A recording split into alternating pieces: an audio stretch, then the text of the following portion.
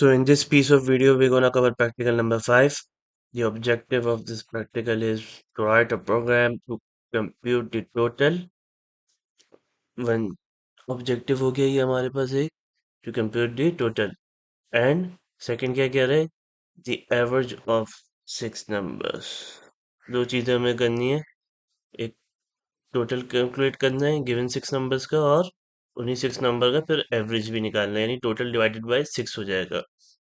तो चलते हैं इसकी तरफ और सीक्वेंस वही रहेगी क्या.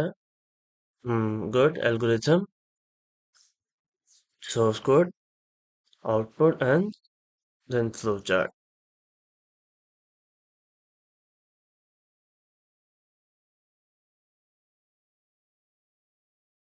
तो ये हम आ गए अपनी लाइब्रेरी में. इसका लिंक गिवन है डिस्क्रिप्शन में as you know. First algorithm की तरफ मूव करते हैं.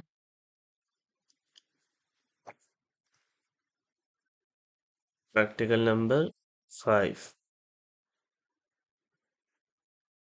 काफी सिंपल से है.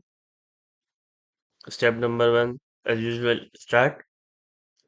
Then declare variable for numbers कितने नंबर्स के लिए डिक्लेयर करेंगे 6 नंबर्स के लिए यानी num1 num2 num3 इस तरह करके हम 6 वेरिएबल नंबर्स के लिए डिक्लेयर करेंगे. देन टोटल कैलकुलेट करेंगे जिसमें प्लस होके ये सारे नंबर्स की वैल्यू स्टोर हो जाएगी. एंड देन इसके बाद हम एवरेज कैलकुलेट कर लेंगे टोटल डिवाइडेड बाय 6 हो जाएगा. सिंपल. स्टेप 3 क्या कह रहा है डिक्लेयर के बाद वही 6 नंबर की वैल्यू इनपुट लेंगे यूजर से जिन 6 नंबर को यूजर टोटल और एवरेज कैलकुलेट करवाना चाह रहा है. स्टेप 4 सम अप कर लेंगे जो वैल्यूज यूजर ने दी होंगी. फिर कैलकुलेट एवरेज का ये कह रहा है we are using formula total divided by 6. Let me show. Total divided by 6. उसके बाद print the value of total and average and then stop. So here we are done with our algorithm. Now let's see the source code. Here is it.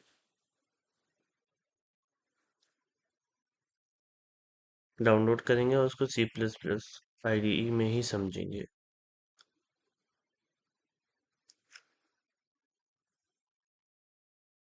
यहाँ पे ये blink होने लग गया. ठीक है ये आ गया. सिंपल से बड़ा लग रहा है इसलिए क्योंकि कुछ रिपीटेटिव चीजें इसमें मौजूद है. अब तो आप लोग इतना हो गए इसमें कोई नई चीज नहीं है आप सब पहले कर चुके हैं. पीछे जो हमने प्रैक्टिकल कवर करते आ रहे हैं. फर्स्ट लाइन क्या है प्रीप्रोसेसर डायरेक्टिव है. गुड. क्या इंक्लूड हो रहा है header file IO stream input output stream. क्यों ये जो इनपुट आउटपुट के जो हम ऑब्जेक्ट्स यूज कर रहे हैं सी आउट सी इन इनकी क्लासेस इसमें डिफाइन हुई हुई होती हैं सारी. डिफाइन और उसकी फंक्शनैलिटी वगैरह सब इस पे मौजूद होती हैं रेडीमेड. नेक्स्ट हमारे पास यूजिंग नेम स्पेस STD. ये भी कुछ फंक्शंस अपने अंदर रखता है. नेम स्पेस है पूरी और STD एक तरह का फोल्डर है जिसमें जिसका नाम STD है. उसमें फंक्शंस मौजूद है जो कि हेल्प करते हैं सी आउट सी इन प्लस हमारे पास एंड एल के लिए कि अगर हम इस लाइन को रिमूव करेंगे तो हमें सेपरेटली हर लाइन के साथ पहले भी मैंने बताया था. काफी पुरानी बात हो गई स्टार्ट के कुछ प्रैक्टिकल में इस तरह करके हर लाइन के साथ STD लगाना पड़ेगा.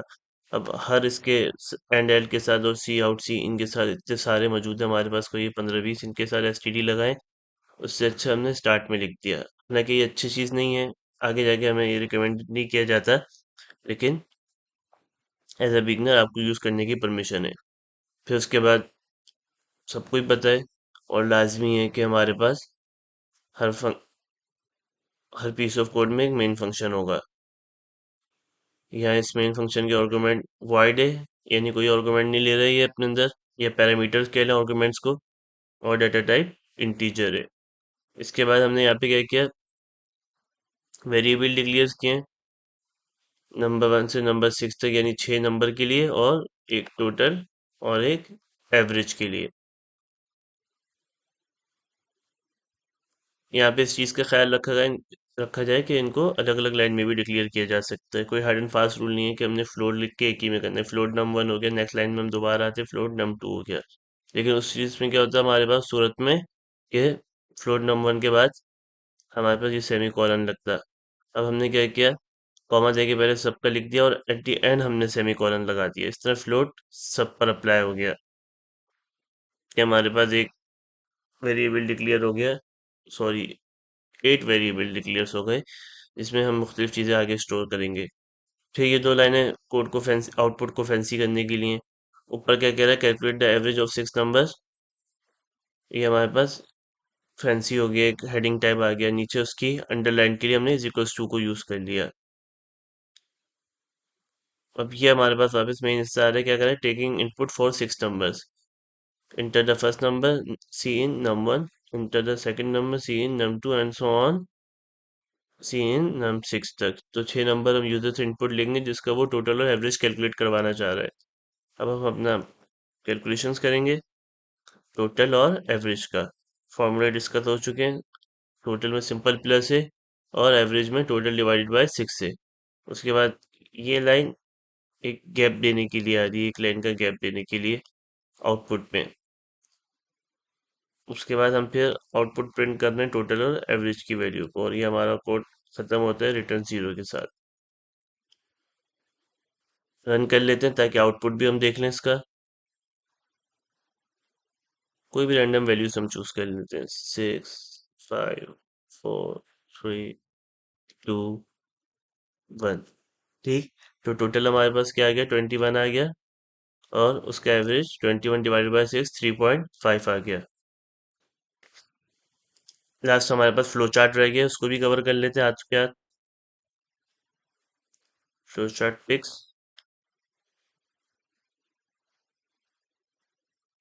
Practical number 5.png।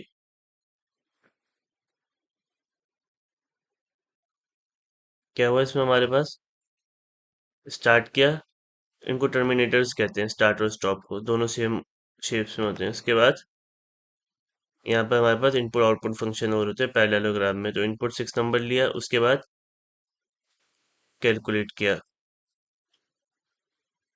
Calculate total, then calculate average. क्योंकि दोनों हमारे पास ऑपरेशंस हैं तो हम क्या कर रहे हैं, इनको रेक्टेंगल में रख रहे हैं। गुड। और पहले हमारे पास एक बात और हो चुकी है, अगर आपको याद हो, कि स्टार्ट में शुरू में प्रैक्टिकल में 2 या 3 ऑपरेशन या आई थिंक इनपुट फंक्शंस हमारे पास एक ही उस पे मौजूद थे। क्यों, मैंने कहा था ये दोनों साथ है तो हम इनको साथ रख सकते हैं। तो इसी तरह यहाँ पे ये दो रेक्टेंगल मिलके भी एक रेक्टेंगल भी हो सकता है। चाहे इसको अलग कर लें, इस तरह हमारे पास थोड़ा फ्लो चार्ट खुला और बड़ा दिखने लग जाता है, वरना हम मिला के भी कर सकते हैं। हाँ, सीक्वेंस आउट नहीं होनी चाहिए, ये नहीं एक ऊपर मौजूद है, दूसरा उसके बाद कहीं नीचे जाके मौजूद है, उन दोनों को हमने मिला दिया, ऐसा नहीं हो सकता। साथ वाले हम मर्ज कर सकते हैं और सेपरेट भी कर सकते हैं। यहाँ पे सेपरेट है, वहाँ पे मर्ज थे। ठीक, यहाँ पे एग्जाम्पल भी हमने एक देख लिया, बस इसमें थोड़ा बड़ा लग रहा है। फिर एट द एंड हमारे पास उन दोनों को टोटल और एवरेज को प्रिंट कर दिया। यहाँ पे भी मर्ज और सेपरेट हो सकते हैं, एंड देन स्टॉप। तो ये हमारे पास प्रैक्टिकल नंबर 5 एंड होता है। फिर मिलते हैं आपसे प्रैक्टिकल नंबर 6 में। नेक्स्ट हमारे पास टेम्परेचर, जो भी इसकी कन्वर्जन से ऑपरेशन से जो वैल्यू आई होगी उसको हम प्रिंट कर देंगे, एंड देन स्टॉप हो जाएगा। वैसे तो ये हमारे पास सही था, लेकिन मैं आपको फिर जूम करके दिखा देता हूँ। आई थिंक सो इसकी जूम करने की ऐसी जरूरत नहीं थी। ये हमारे पास प्रैक्टिकल नंबर 9 एंड होता है। अब हम आपसे मिलेंगे प्रैक्टिकल नंबर 10 में।